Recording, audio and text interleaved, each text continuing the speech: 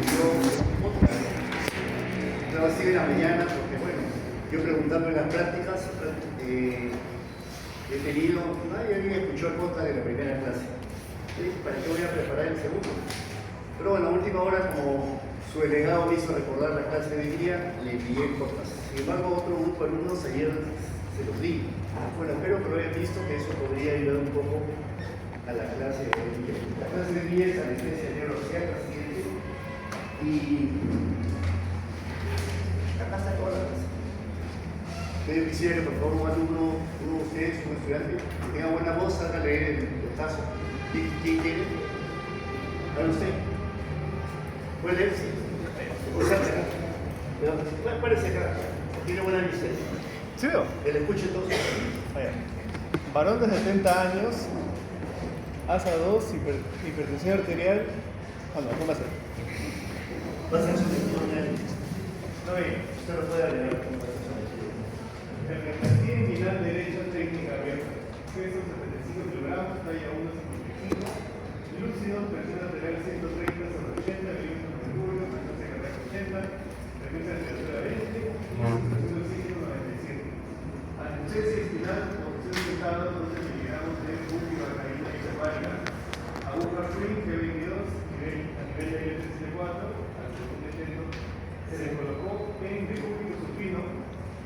Oxígeno arterial 5 litros por minuto, a los 5 minutos bloqueo sensitivo de presión arterial 100 sobre 60 milímetros de mercurio, frecuencia cardíaca 70, saturación de 198, se le administró epinefrina 2 miligramos a los 15 minutos, bloqueo sensitivo a nivel de 8, presión arterial 90 sobre 60, frecuencia cardíaca 60. Se administró atropina 0,25 miligramos por bolos, frecuencia cardíaca 80, presión arterial 110 sobre 80, saturación 97%. Paciente despierto y con fuerza en ambos miembros superiores, cirugía terminó sin eventualidad. Paciente pasó a la sala de recuperación post-anestésio. Gracias. Bueno, ¿alguien quiere comentar sobre este paciente? Es un paciente, ¿sabe lo que es ASA 2? Le han dejado en la clase el estado físico de la Asociación Americana de Infecciólogos. Un paciente sano sería ASA 1, este paciente es hipertenso, entonces le corresponde un ASA 2. Si fuera diabético también sería un ASA 2. Puede tener varias comorbilidades, pero si no está compensado es un ASA 2. Si este paciente fuera un hipertenso, que tuviera una cardiopatía hipertrófica, que tuviera insuficiencia cardíaca, sería un ASA 3. Y de acuerdo al ASA, aumenta la gravedad del paciente. Este paciente va a ser sometido a una hemorragia final derecha por la técnica abierta y por eso se le coloca una anestesia neuroaxial. Si fuera una técnica laparoscópica, o robótica, la anestesia sería general. Pero como es abierta, una de las opciones es la anestesia espinal en este caso, ¿no? Tenemos dos tipos de anestesia, la anestesia espinal y la anestesia epidural, como indicadores, como forma de administrar la anestesia neuroaxial. Entonces acá nosotros le vamos a enseñar en la práctica la técnica de función lumbar. La anestesia espinal, la anestesia epidural se colocan mediante una punción lumbar.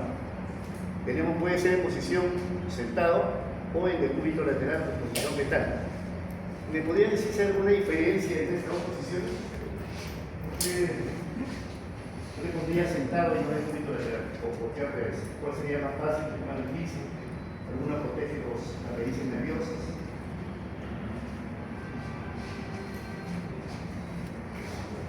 Bueno, puede ser en cualquiera de las dos posiciones. Desde el punto de vista teórico, si lo ponemos a un paciente de decúbito lateral, las raíces nerviosas que están por debajo del nivel de la función, ¿a qué nivel vamos a funcionar? Sí, ¿verdad? L3 y L4, ¿por qué? ¿Por qué a ese nivel? ¿Por qué no hacia arriba? ¿Por qué no funciona L1, L2? Fuerte, por favor. ¿Perdón? ¿Puede mencionar qué? Fuerte. Cauda-equina, ¿usted qué dice? Sí, yo pulso L1, L2, ¿qué puedo mencionar? La médula espinal. Ahí dicho, ¿la qué? Fuerte. ¿Qué médula? No es la médula ósea. La médula espinal. La médula espinal. Entonces nosotros tenemos que tener ese reparo anatómico importante y vamos a bloquear por debajo del L2. Y el parámetro anatómico serían las crestas ilíacas, ¿no? Vamos a ver una figura ahí, o ustedes cuando revisen, que si trazo una línea transversal de crestas ilíacas, voy a cruzar a nivel de qué espacio intervertebral. Si yo trazo crestas ilíacas, ¿a qué nivel seguiría de parámetro? Bueno, van a revisar ustedes, ese es L4. Teóricamente cruza L4, entonces yo voy a poder poner L3, L4, L4, L5. Ya me estoy protegiendo de lesionar la arteria axilar. Con respecto a la cauda son los nervios que están por debajo, donde termina la médula, el fondo medular, y para abajo las raíces nerviosas que están flotando, ¿dónde? ¿Dónde están flotando las raíces nerviosas de la cauda equina? ¿Están en el aire o están en un líquido? ¿Qué líquido? Bueno, el líquido cefalorraquídeo. Entonces, cuando nosotros cruzamos, llega al doctor, pero hay raíces, efectivamente. Entonces, nosotros tenemos el peligro de es bien difícil porque las raíces se corren. Cuando uno va con la aguja, se va, ¿no? Pero podríamos pinchar una raíz. ¿Y qué sentiría el paciente si al poner una punción lumbar tocamos una raíz? ¿Qué tipo de dolor? ¿Perdón? Neuropático.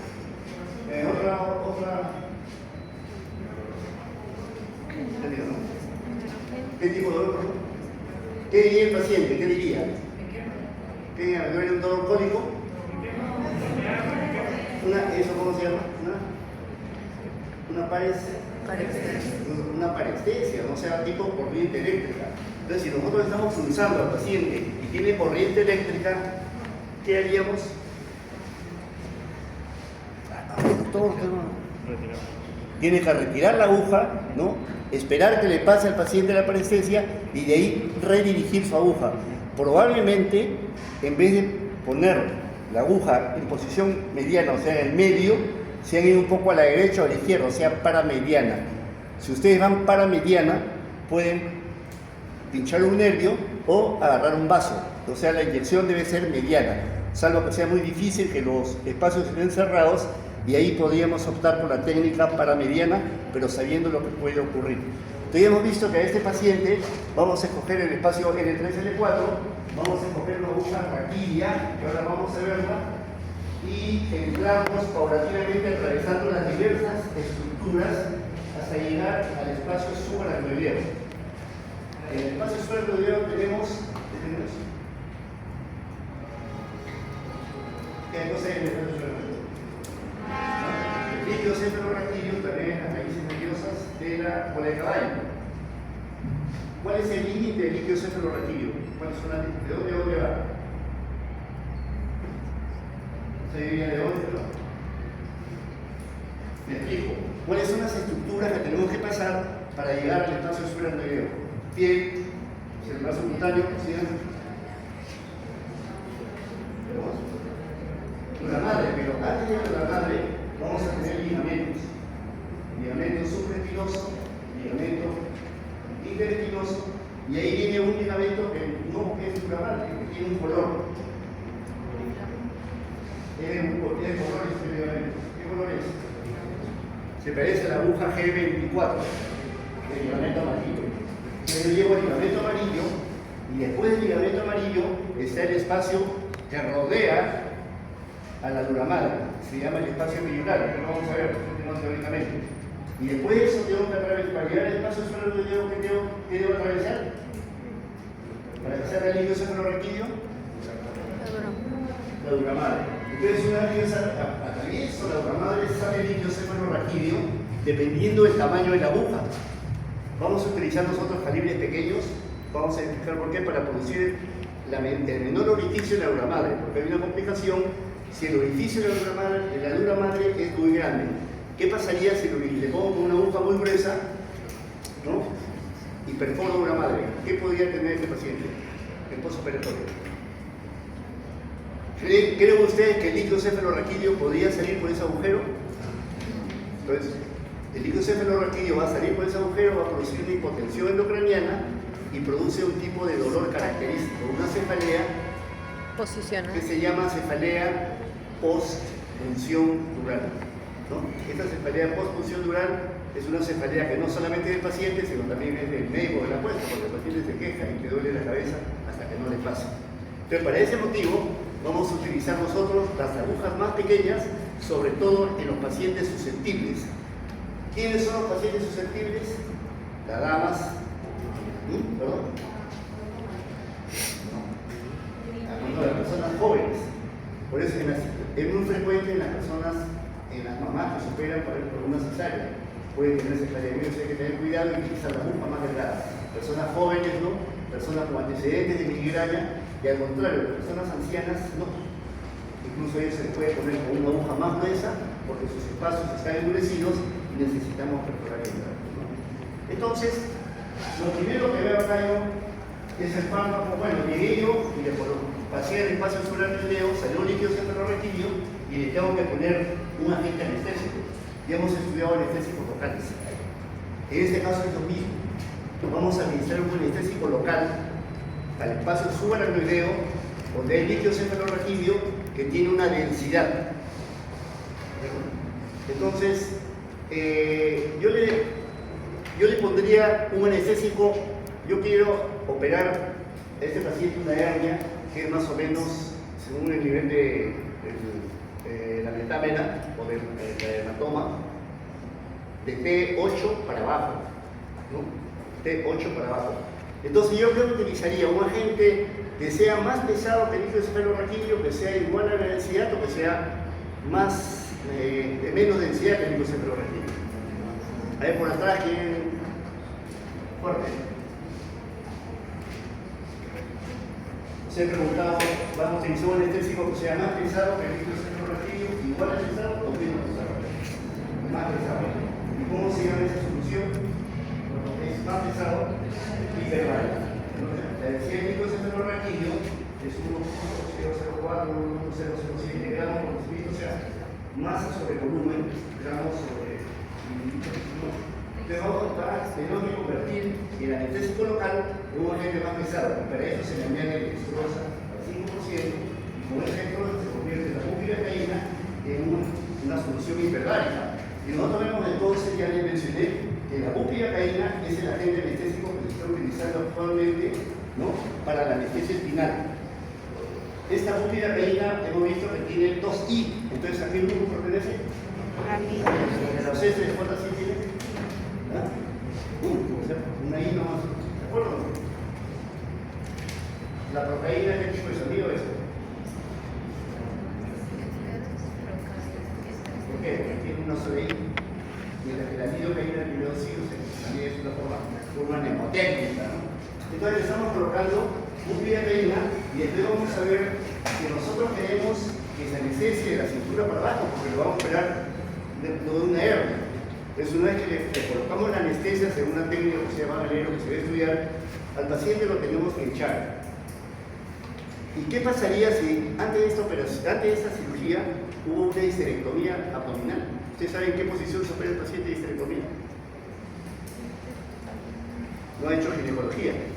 Como la parte baja, la parte de los órganos ginecológicos, al paciente lo ponemos en posición con la cabeza para abajo. ¿Cómo se llama la posición de cabeza para abajo? Tren del emburo. Entonces, ustedes que estaban poniendo la anestesia, estaban apurados todo, el cirujano decía, ya, pues hay que apurarnos. No se fijaron en la posición de la mesa y estaba el tren del emburo. ¿Qué puede pasar con esa anestesia? No se va a trepar. Entonces acá nosotros vemos, ¿no?, que se le coloca a este paciente al segundo intento, porque como un paciente de 75 años, de 70 años, probablemente era difícil y se colocó al segundo intento, ¿no? Cuanto más intentos se haga, la posibilidad de complicaciones es mayor, pero ya debe hacerlo el primer intento. Entonces se utilizó una aguja G22, ustedes saben G22. Esta es una aguja que no es tan delgada, porque la aguja delgada se le va a ver ustedes, tiene punta de lápiz y tiene un calibre 27, ¿no? Entonces es una aguja un poco más gruesa porque la posibilidad de cefalea en esos pacientes es mucho menor. Entonces a veces queremos ponerle con una aguja 27 a una persona de 80 kilos, la aguja 27, pues, los cabellos se doblan, no pasa y estamos luchando cuando podemos ponerle con una aguja más delgada. Entonces, se le colocó el decúbito subido al paciente, se le colocó oxígeno nasal, 5 litros por minuto. A todos los pacientes se le pone oxígeno. ¿Por qué? Este paciente se echó y se dio cuenta que respiraba un poco menos que cuando estamos en anestesia. ¿Por qué cree que este paciente que se le pone una anestesia espinal puede tener problemas un poco de quiste, un poco de dificultad respiratoria? ¿Qué puede ser?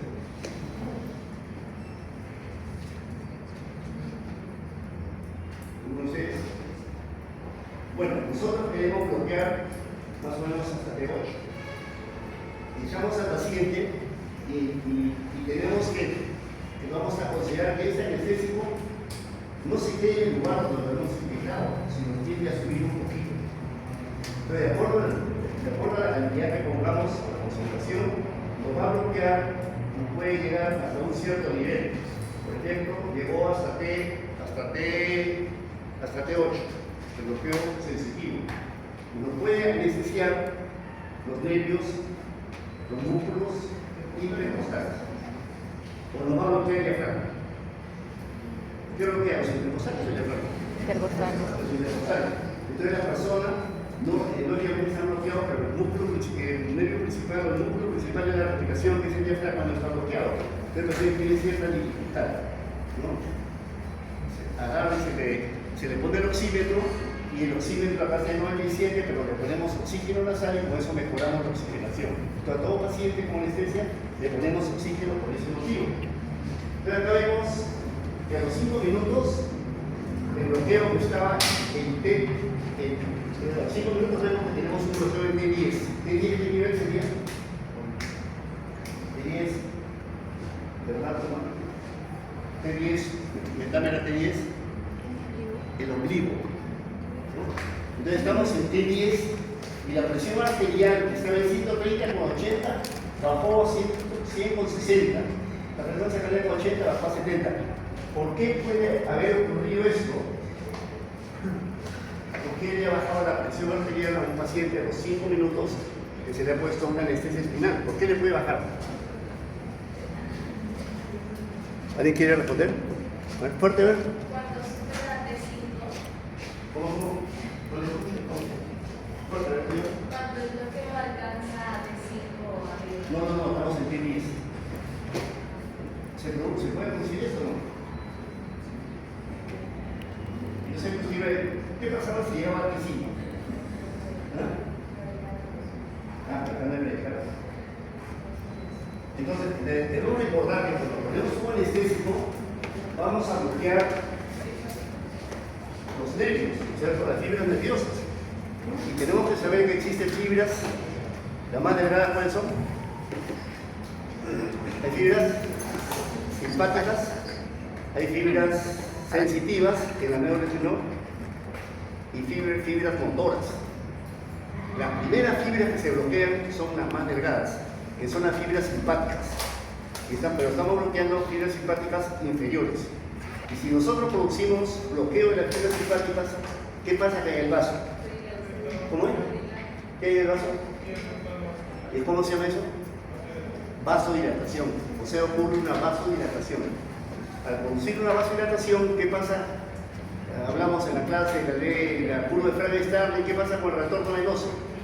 Los vasos de capacitancia, el paciente no ha perdido volumen.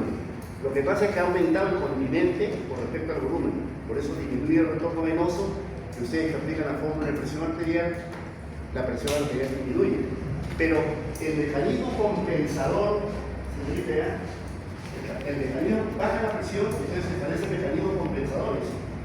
¿Cuáles son los mecanismos compensadores si no hay bloqueo? Taquicardia, o sea, a nivel vasoreceptor hay taquicardia, aumenta la frecuencia cardíaca y a nivel de miembros superiores hay vasos, para compensar y redirigir la sangre a los sitios que son vasodilatadores. Entonces, eso es lo que puede ocurrir acá. ¿No? La saturación se mantiene igual porque está ventilando el paciente, ¿no? Y acá tendríamos que administrar un vaso constrictor, un vaso resorte. En la literatura no figura la epinefrina porque es un medicamento que hay en pocos países, pero acá lo tenemos. Probablemente porque es para la epinefrina, es un simpático mimético alfa 1 y alfa 2. O sea, produce vasoconstricción y aumenta la frecuencia cardíaca. Entonces le pusimos, viene en ampollas de 10 miligramos, lo diluimos en una jeringa, usted sabe que todo se aplica diluido, y le vamos poniendo de miligramo en miligramo, le pusimos 2 miligramos, ¿no? Y con 2 miligramos, ¿no? Mejoró esta presión arterial. Sin embargo, a los 15 minutos, otra vez hacemos la prueba de bloqueo y ya está a nivel de T8, o sea, a ese nivel.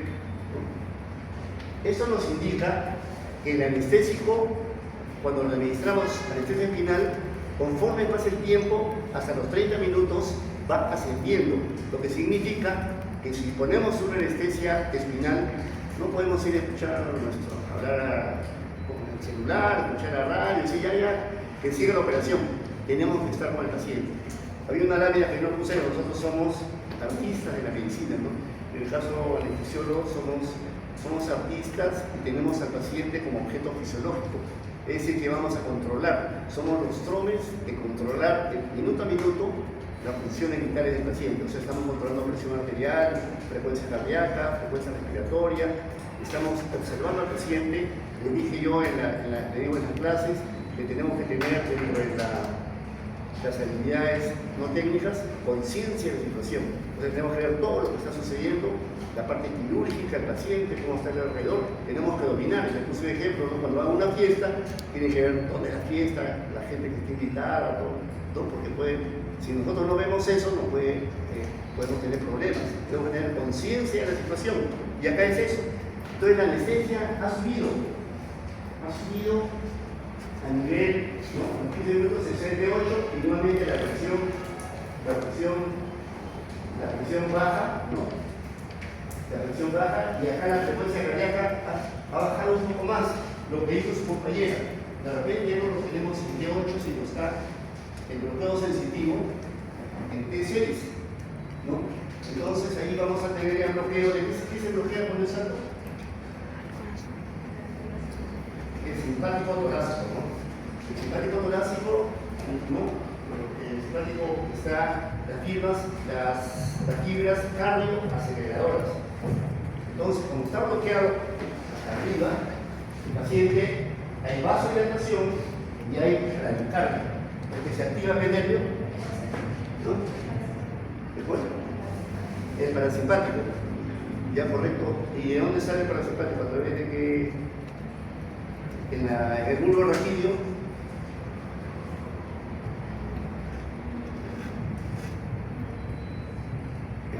esa pregunta va a caer o sea que hay un reflejo que se transmite a través del bulbo raquídeo, en la cual sale el nervio vago, ¿no? El nervio vago va a hacer contacto con el lóbulo sinusal y va a producir una disminución de la frecuencia cardíaca. Entonces, en este caso, vamos a administrar nosotros tratamiento administrándole atropina. ¿Qué cosa es la atropina? Un parasimpático lítico que viene en ampollas de 0,25 miligramos. Agarramos, se puso 0,25, no pasó nada, se le volvió a cargar 0,25 y ahí ya nuestra frecuencia cardíaca aumentó, ¿no? Aumentó a 80 por minuto. Administramos epinefrina nuevamente si es que es necesario.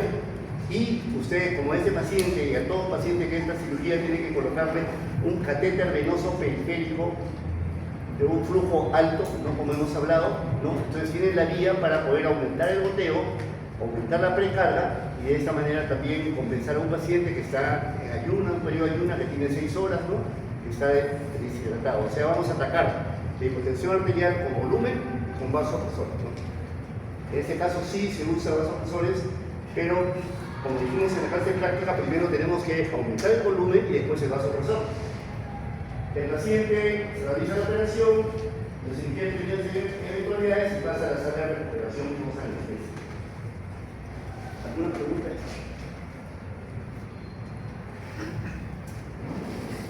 Esto ya terminó la clase, pero quiero repasar.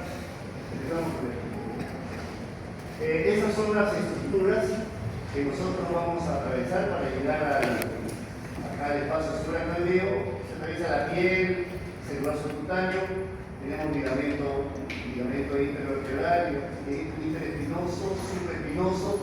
Acá hay un ligamento amarillo y después del ligamento amarillo viene la dura madre, ¿no? Y atravesando la dura madre vamos a llegar al espacio suprarrenal. Después lo podemos revisar con tranquilidad.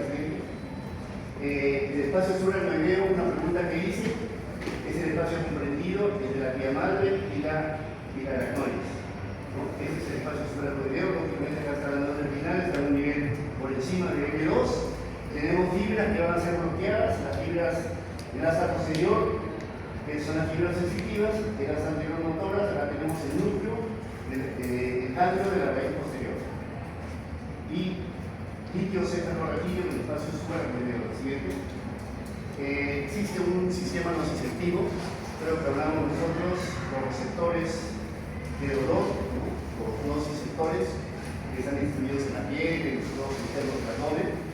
Cuando nosotros realizamos un bloqueo para una anestesia local, estamos haciendo un bloqueo de campo, una anestesia local, vamos a impedir que la conducción del estímulo nervioso llegue al ganglio de la raíz posterior. Es una anestesia local para tratamientos periféricos, sutura de heridas, ¿no? Algo parecido. Pero cuando nosotros ya bloqueamos a nivel de la médula espinal, a nivel por debajo de la médula espinal y el espacio suprarrenal, estamos provocando un bloqueo neuroaxial.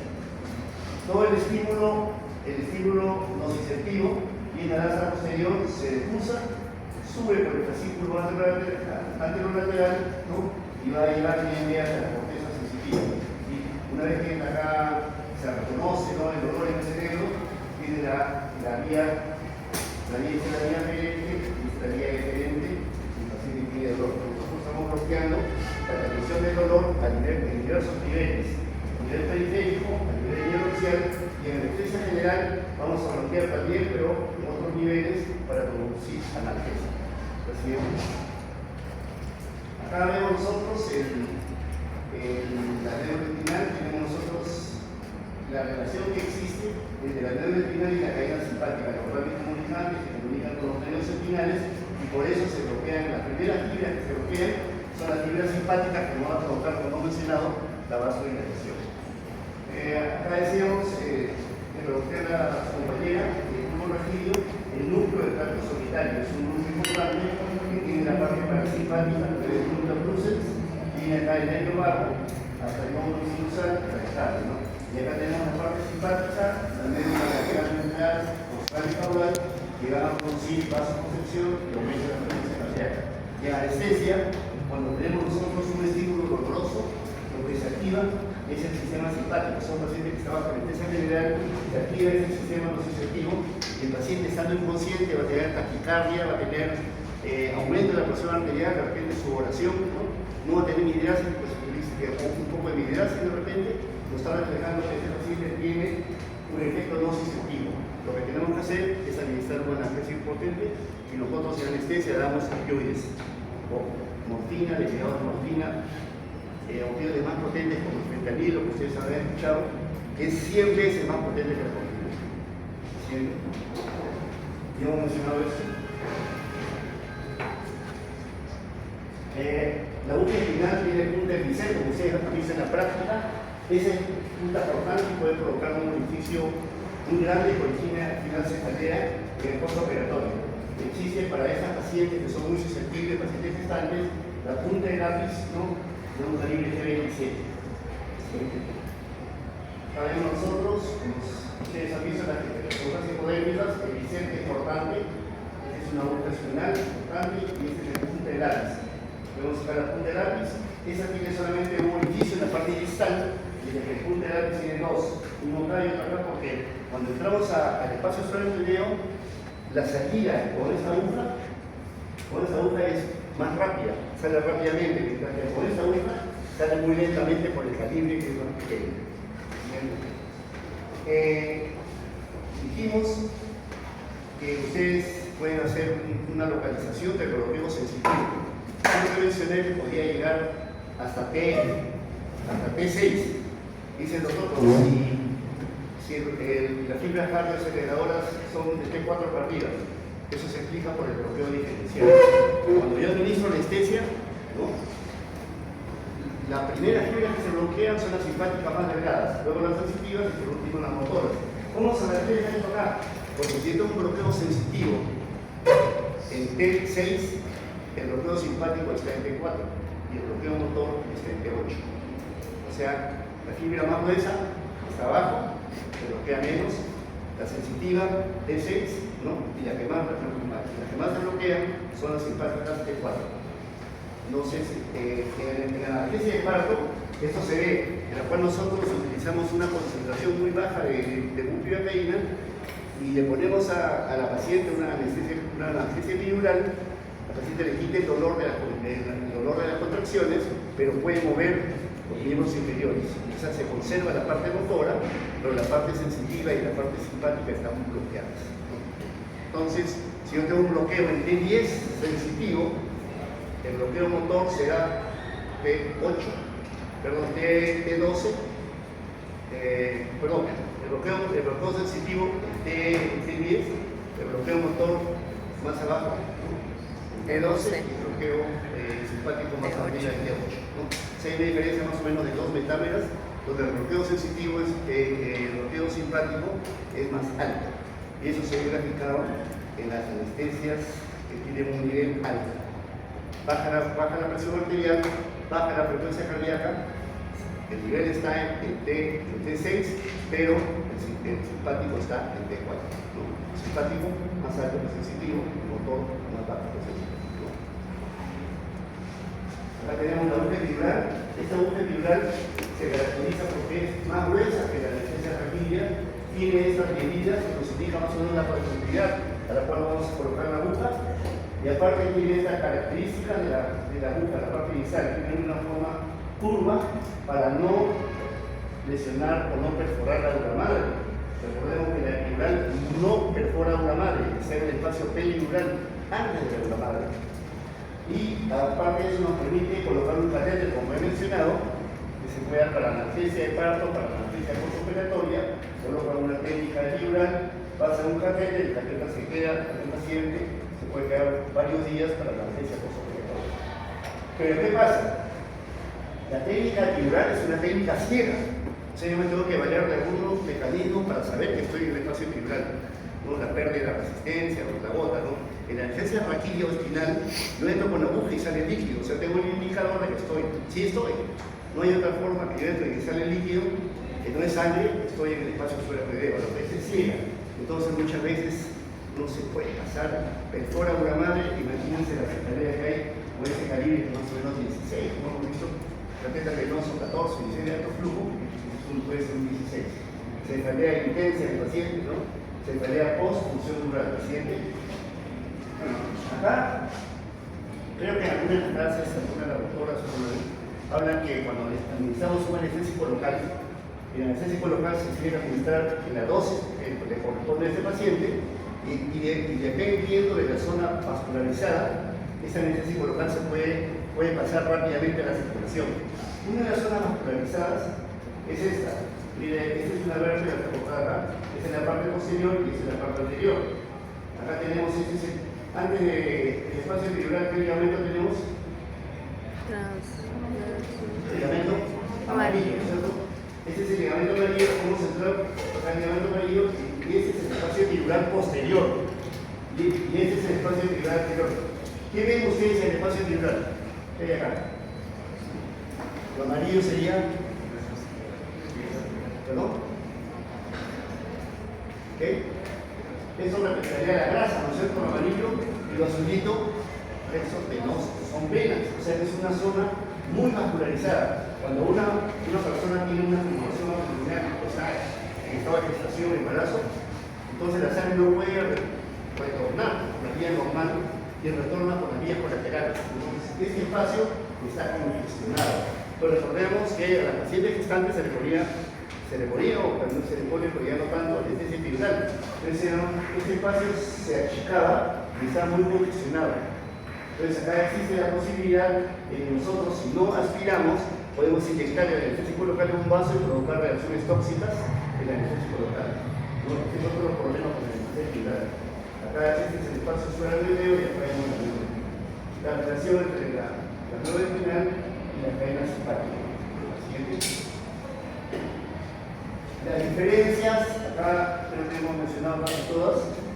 Esta dosis de prueba, en la clase creo que no lo hemos dicho mucho, pero la adición de epinefrina a la lidocaína nos permite hacer una dosis de prueba cuando estamos poniendo una anestesia epidural. Si ustedes recuerdan la figura anterior, hemos llevado con aguja y hay pérdida de resistencia, suponemos que estamos en espacio epidural. O sea que necesitamos sí, una resistencia, que es una técnica, ¿no? Entonces, pero queremos saber si de repente aspiramos y no sale porque para aspirar, para ver si estamos en un vaso tenemos que aspirar, ¿correcto? Pero no necesariamente la aspiración nos indica que negativa, nos indica que no estamos en un vaso, porque las venas se pueden colapsar en ese momento. Entonces existe la dosis de prueba con lidocaína y un poquito de epinefrina. ¿Cuál es la concentración ideal de epinefrina? ¿Recuerdan? La lidocaína con epinefrina, ¿cuánto viene? 1 sobre 2. 1 sobre 1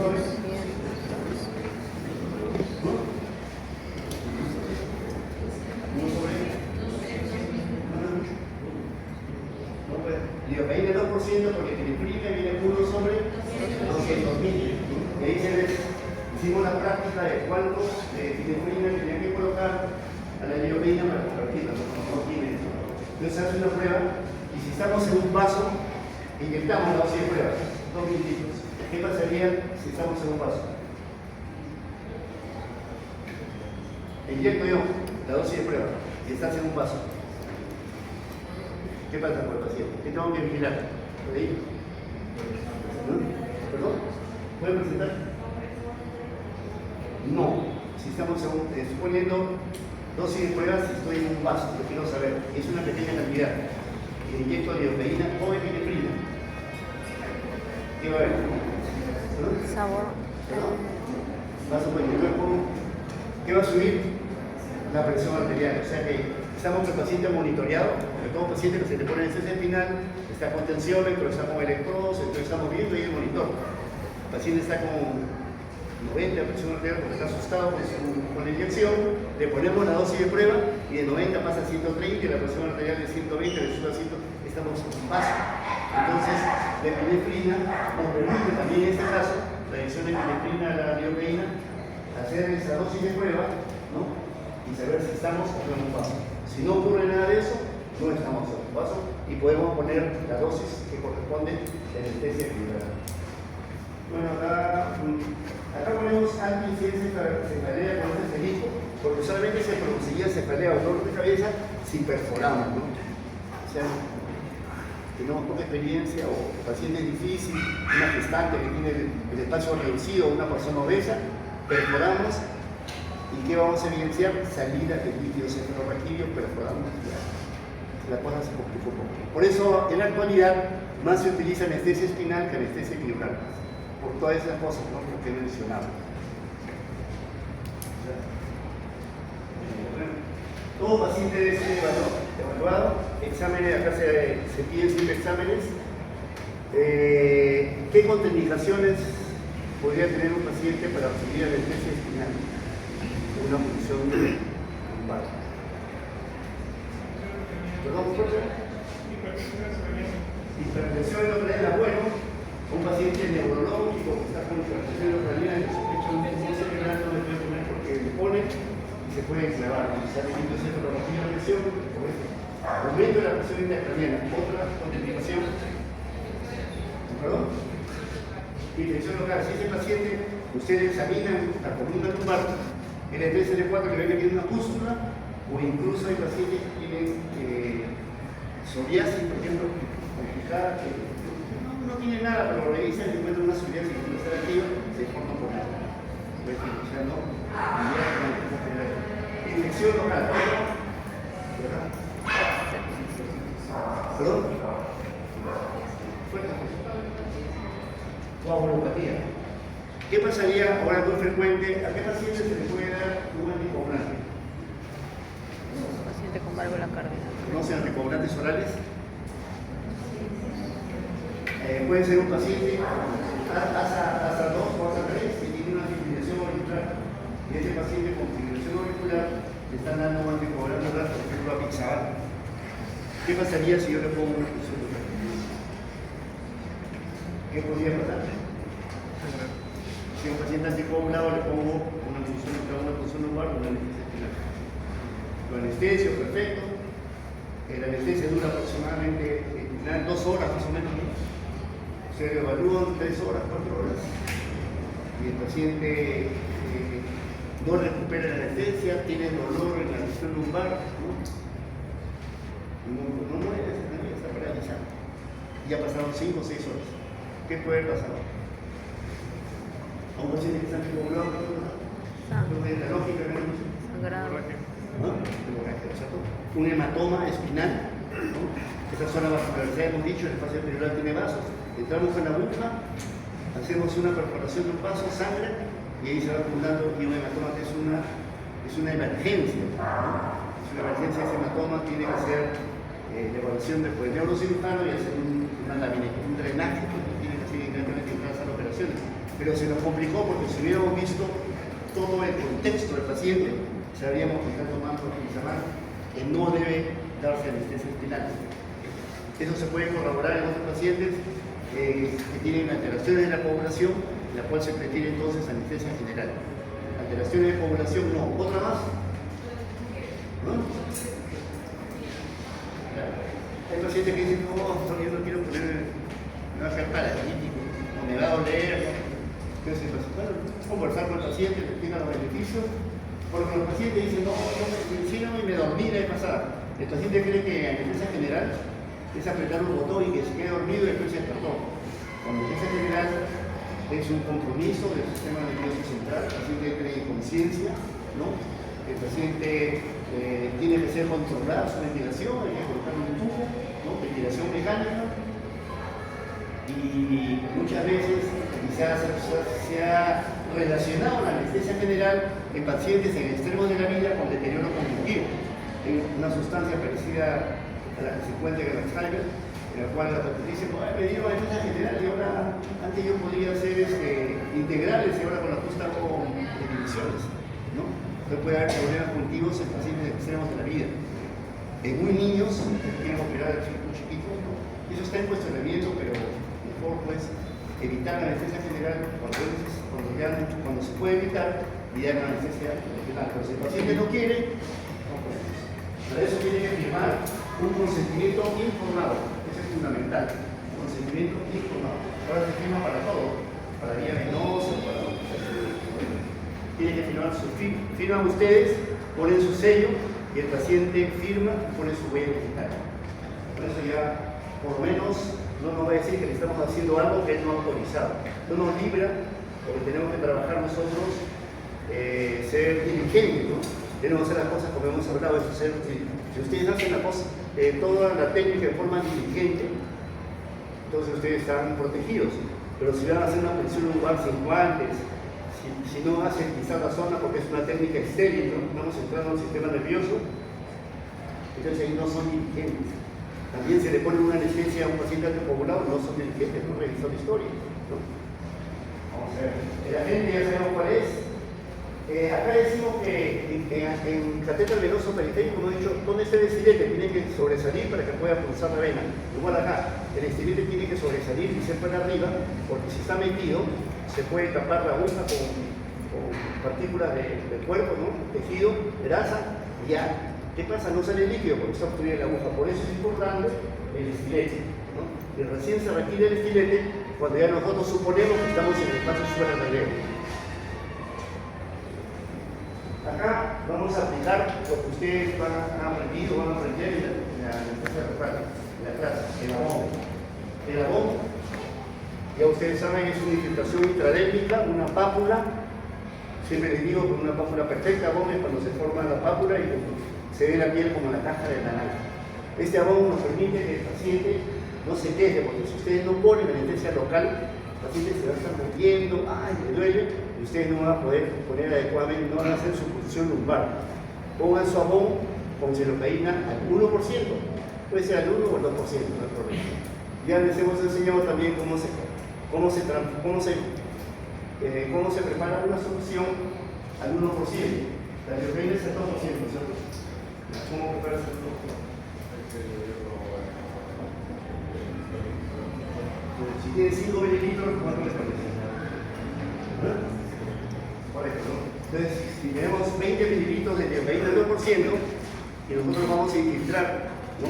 Para no pasarnos de la dosis tóxica, vamos a diluir esos 20 mililitros más 20 mililitros de suero fisiológico y tenemos liopeína al 1%. Y podemos utilizarlo más volumen, pero no nos vamos a pasar de la dosis máxima. Acá vemos las tensas ilíacas atraviesas, como pregunté, N4. Entonces tenemos acá nosotros N2 saliendo a la nave original, N2 N3 pero un poco alto, mejor N3 N4, N4 N5, puede ser N5 N1 si se puede utilizar, ¿no? Esta es la posición del cúbito lateral, donde teóricamente las fibras de la cola de caballo se van hacia la parte anterior y hay menos posibilidad de pinchar. Con esta posición, pues, un poco teórico porque sentado, si están por la vía mediana, no lo van a hacer tampoco lo siguiente. Bueno, eso es lo que nos dice qué volumen de anestésico local, qué dosis, ¿no? Para un paciente que lo puede evaluar después de esta talla, y nosotros tenemos que cambiar de acuerdo a la talla. Quiere decir que la talla es un elemento fundamental. Si nosotros le ponemos una dosis, la misma dosis a un paciente de 1,80 m que de 1,60 m, al de 1,60 m le puede resultar muy alta, o al de 1,80 m le va a resultar muy baja. Entonces tenemos que hacer, la talla es un factor importante con la anestesia espinal. Con la epidural no, pero con la espinal sí, tenemos que regular de acuerdo a la talla. Bien, acá lo que dura una anestesia de 90 a 120 minutos. Nuevamente libre, abordaje mediano, porque si nos vamos para los costados, podemos pinchar un vaso o un nervio. Con garra de 12, se tiene que retirarlo, el libre flujo, el libre centro en la anestesia local le decimos, a veces vienen los alumnos, inyectan, ¿no? Si uno tiene que inyectar de forma lenta y fraccionada, ¿no? Y conversando con el paciente, porque, por acá dijeron, si estamos administrando anestesia local, el paciente puede tener una manifestación tóxica y está hablando bien y después empieza a hablar mal, ¿no? A balbucear, o el paciente tiene tignitos, se vuelve itálico, ¿no? Hay reacciones tóxicas. En este caso, el paciente que está sentado, tenemos que sujetarlo, porque si no lo sujetamos, puede venir una lipotimia, pero ahora la infección todo eso puede desvanecer. Entonces tienen que agarrar al paciente, ¿no? Se coloca el paciente de cúbito dorsal, preferible con una almohada, levantando ligeramente la cabeza para evitar que el anestésico suba mucho, ¿no? Si lo ponemos horizontal o boca abajo, vamos a tener un bloqueo alto. Y tenemos que escribir todo el procedimiento, lo que hemos mencionado ahí en la presentación, si se puso sentado, el cúbito lateral, la dosis, qué tipo de aguja, ¿no? Si hubo alguna complicación, todo eso tiene que estar documentado. Porque si escondemos nosotros las cosas, al final se va a descubrir, ¿sabes? Lo que tenemos que hacer nosotros es no esconder lo que hacemos mal, sino pensar y hacer las cosas bien del principio para el ser humano, ¿no? Si se esconde siempre se va a descubrir. Si no lo escribimos, estamos mal, porque nos sale el medio bien. Acá hemos visto los efectos cardiovasculares, que ya lo hemos visto, que el nivel T4 por debajo y por encima de T4. Por encima de T4 es un bloqueo alto que se caracteriza por hipotensión y bradicardia. Mientras que un bloqueo bajo solamente hipotensión arterial y taquicardia compensada. Vimos acá la parálisis de los intercostales. ¿Por qué no se bloquea el diafragma? ¿Por qué si los intercostales se cargan mal? Está más arriba. ¿Dónde es? ¿Qué raíz? C5, C6, C7. Si ustedes se acuerdan, en la clase anterior dijimos que había una técnica de bloqueo de plexo, que podríamos poner como ayuda ecográfica, un bloqueo supraclavicular para la cirugía de miembro superior. Si nosotros ponemos un bloqueo, hay dos formas, supraclavicular y también interescalénico. Si nosotros administramos el bloqueo interescalénico, podemos bloquear el miembro pénico, pero de un solo lado. Entonces el diafragma pasa aquí con parece diafragmático. El lado donde estamos administrando. Es una complicación, digamos, del procedimiento, una definición, un bloqueo interescalénico del plexo braquial. Acá no, aquí ya no, se bloquea intercostales, pero no se bloquea el esférico. Bueno, cuando ponemos, tenemos que explicar al paciente, doctor, si no va a recuperar la anestesia, sí. Primero en la parte sensitiva, de arriba hacia abajo, luego la parte motora, de abajo hacia arriba, y ¿qué cree que es lo último que se recupera? La función de, doctor, no puedo ya, no digo, mencionar. Los nervios que van a la vejiga son los más gruesos y van a captar el anestésico local por más tiempo. Entonces el doctor Norino, pero cada adormecida su pierna así todavía. Una vez que desaparezca el adormecimiento, que ya pueda mover bien, usted va a poder mencionar. Es lo último que se recupera. Reacción urinaria en anestesia. Está anestesiado por la vejiga y puede ser necesario colocar una sonda, que es lo que debemos evitar. Entonces, todo paciente que va a ser operado, antes de bajar a hacer operaciones, debe miccionar para que tenga una vejiga vacía durante la operación. También, a veces a los ancianos se le va a operar de una prótesis de cadera, se le pone una extensa vejiga y hay evacuación intestinal. Entonces, por eso, porque tiene efecto parasimpático, entonces tenemos que tener cuidado de eso, ¿no? Esas personas, porque puede ocurrir esta situación por efecto de la anestesia. La termorregulación, doctor, no quiero que me den escalofríos, porque de no cesárea tuve escalofríos. La anestesia altera no solamente la anestesia, sino el ambiente cuando estamos en invierno, las cirugías hechas por ejecuciones antisépticas, apertura de la cavidad abdominal, anestésicos, todo baja la temperatura corporal.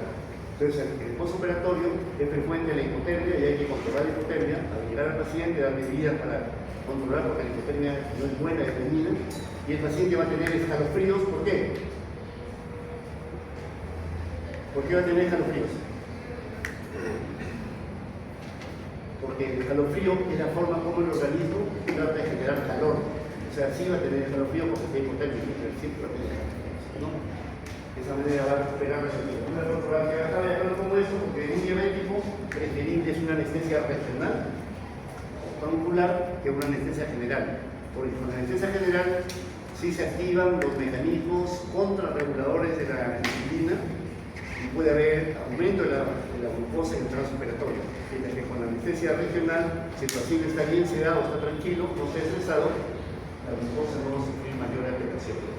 La siguiente. Bueno, acá hemos hablado de la densidad del líquido cefalorraquídeo. Las soluciones que hemos hablado, ustedes hipertróficas, hipobáricas, isobáricas. El nivel de bloqueo depende de la dosis, depende del volumen. Si ponemos más volumen, va a ser más alto el bloqueo, y depende de la condición del paciente, acuérdense del tren del curvo. Cuando nosotros hacemos la función lumbar, hemos dicho que si es la aguja muy delgada, el líquido cefalorraquídeo va a salir por poquitos. Entonces vamos a ver si estamos, si aspiramos. Si nosotros aspiramos, sacamos líquido cefalorraquídeo hacia ahí e inyectamos, vamos a provocar turbulencia y vamos a aumentar la altura del bloqueo. O sea, si queremos aumentar la altura del bloqueo, aspiramos un poquito y inyectamos un poco rápido. Pero sí podemos llevarlo muy arriba. Entonces siempre aspirar suavemente para saber que estamos en el espacio suero-video y administrar lentamente. Si este paciente está mal de la cabeza, está con tos, un paciente con tos, ese aumento de la presión intraabdominal va a transmitirse al espacio no suero-video y el bloqueo va a ser más alto. Igual si le ponemos una anestesia o una camilla y después lo pasamos, en ese movimiento el paciente puede aumentar la altura del bloqueo. No mover mucho al paciente una vez que ya se le colocó y la gente anestesia. Y acá vemos nosotros que cuando hay aumento de la presión intraabdominal, dijimos que se ingurgita el peso venoso epidural, el espacio se estrecha, ¿no?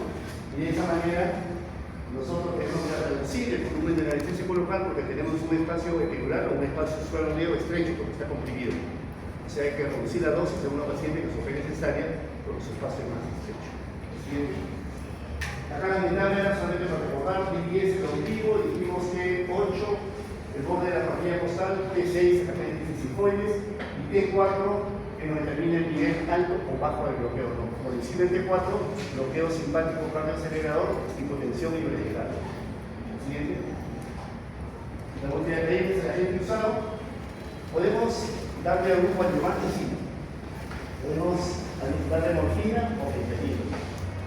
Acá les pongo yo que la morfina es un agente que es hidrofílico, o sea, como es hidrofílico, nada en el hidrocefalorraquídeo, y conforme pasa el tiempo va subiendo, y si ponemos mucha dosis, al día siguiente el paciente puede estar con depresión respiratoria, puede estar con apnea. Entonces tenemos que vigilar a un paciente que le ponemos morfina por vía neurocial.